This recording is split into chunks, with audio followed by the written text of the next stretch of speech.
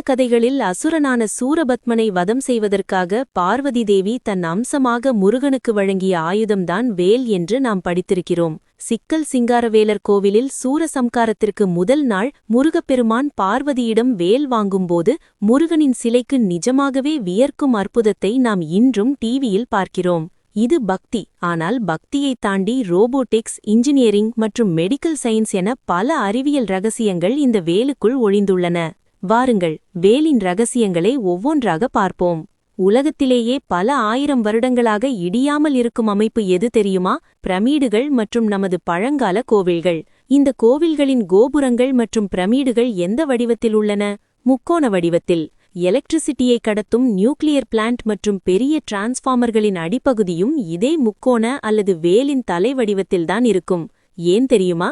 Cosmic எனர்ஜியாக இருந்தாலும் சரி, எலக்ட்ரிக்கல் எனர்ஜியாக இருந்தாலும் சரி, உலகிலேயே அதிகமான சக்தியை ஈர்க்கக்கூடிய வடிவம் முக்கோண வடிவம் மட்டுமே. இந்த தத்துவத்தை Einstein, Tesla, Thomas Alva Edison போன்ற மாபெரும் விஞ்ஞானிகளும் ஏற்றுக்கொண்டுள்ளனர்.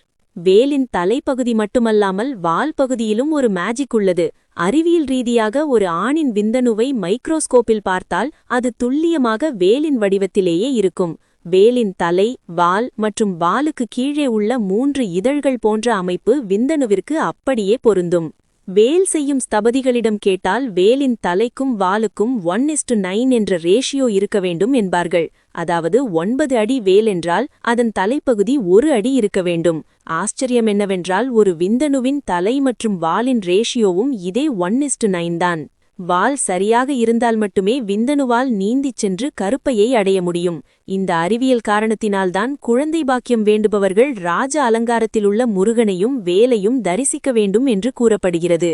வேலை தொடர்ந்து பார்த்து தியானிக்க நமது உடலில் விந்தணுவின் வீரியம் அதிகரிக்கும்.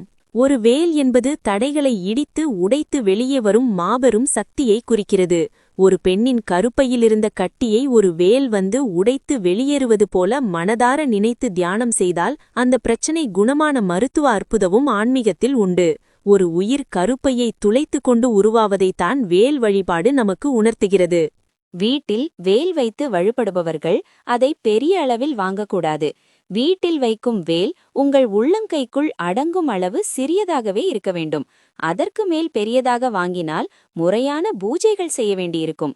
செம்பு வீட்டில் வைத்து வழிபடுவதற்கு 100% பாதுகாப்பான மற்றும் சிறந்த உலோகம் தூய்மையான செம்பாகும். வெள்ளி குழந்தை வரம் வேண்டுபவர்கள் ஒரு சின்னஞ்சிறிய வெள்ளி வேலை வாங்கி வைத்து வழிபடலாம். தங்கம் பெரும் பணக்காரர்கள், தொழிலதிபர்கள் மற்றும் உயர் பதவியில் இருக்கும் அரசியல்வாதிகள் உள்ளங்கைக்குள் அடங்கும் அளவிலான தங்க வேலை வைத்து வழிபடலாம்.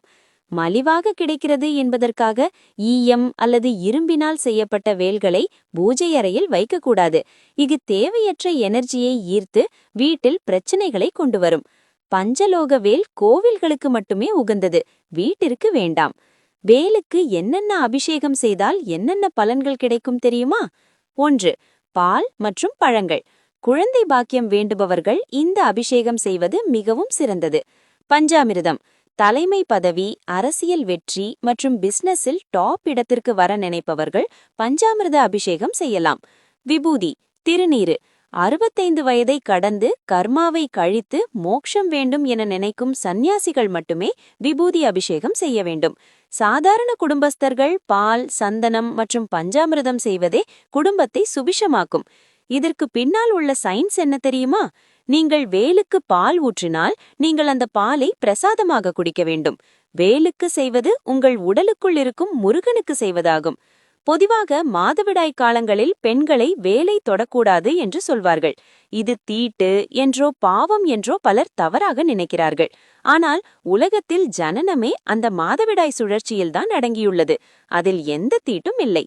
உண்மையான காரணம் என்னவென்றால் பூஜை அறையில் இருக்கும் மெட்டல் வேலுக்கு நாம் மந்திரங்கள் சொல்லி ஒரு பாசிட்டிவ் எனர்ஜியை ஏற்றி வைத்திருப்போம். மாதவிடாய் காலத்தில் பெண்ணின் உடலில் ஒரு உயிரையே உருவாக்கும் அளவிலான மிக சக்தி வாய்ந்த இயற்கையான எனர்ஜி வெளிப்படும். இந்த இயற்கையான எனர்ஜியின் வேகம் மிக அதிகம் என்பதால் அது வேலில் உள்ள மந்திர எனர்ஜியை முறியடித்துவிடும். இதனால்தான் கோவிலுக்கு வர வேண்டாம், மெட்டல் வேலை தொட வேண்டாம் என்கிறார்கள். பெண்களுக்கான சூப்பர் தீர்வு என்ன தெரியுமா? மாதவிடாய் காலங்களில் பெண்கள் கருங்காலி மரத்தால் செய்யப்பட்ட வேலை தாராளமாக கையில் வைத்துக் கொள்ளலாம். இது நெகட்டிவ் எனர்ஜியிலிருந்து உங்களை காக்கும் அரணாக செயல்படும். 3 நாட்கள் முடிந்ததும் அந்த கருங்காலி வேலை தண்ணீர், பன்னீர் மற்றும் பால் கலந்த கலவையில் 10 நிமிடம் போட்டு எடுத்துவிட்டால் அது சுத்தமாகிவிடும். இன்று பலரும் காரில் வேல் மாட்டி வைக்கிறார்கள். எங்கு வேண்டுமானாலும் வேல் வைக்கலாம். ஆனால் வைப்பவர் ஒழுக்கமானவராக இருக்க வேண்டும். வண்டியில் வேலை வைத்துக்கொண்டு விவகாரமான தவறுகளை செய்தால் வேல் தன் வேலையை காட்டிவிடும். வண்டி என்பது செவ்வாய் மற்றும் சனி பகவானின் காம்பினேஷன். காப்பர் வேல், செம்பு வேல் செவ்வாயின் எனர்ஜியை கொண்டது. இது உங்களை ஆக்சிடென்ட் ஆகாமல் 100% பாதுகாக்கும். இரும்பு வேல், பேரம் பேசி 30 ரூபாய்க்கு இரும்பு வேலை வாங்கி காரில் வைத்தால் அது சனியின் எனர்ஜியை உள்ளே கொண்டு வந்து உங்களுக்கு பல பிரச்சனைகளை உருவாக்கும். கருங்காலி வேல், எல்லாவற்றையும் விட கார்களுக்கு மிக சிறந்தது கருங்காலி வேல். ஒரு மரத்தின் உயிரை நாம் வண்டியில் பாதுகாப்பிற்காக வைக்கிறோம். இது சிறந்த வைப்ரேஷனை தரும். நண்பர்களே, முருகன் வழிபாடு என்பது வெறும் பக்தி மட்டுமல்ல, அது 100% தூய்மையான அறிவியல்.